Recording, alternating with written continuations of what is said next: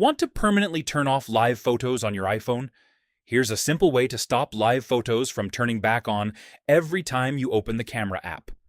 First, open the camera app on your iPhone. At the top right corner, tap the live photo icon. When the icon is yellow, it means live photos is turned on. Tap it once to turn it off. Now your camera will take normal photos instead of live photos.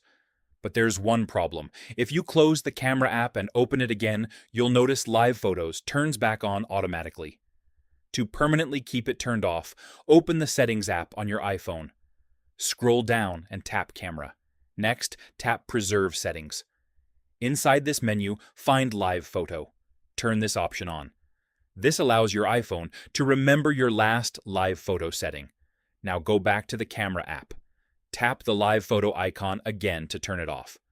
Close the camera app completely and open it again. Now you'll see that live photos stays turned off.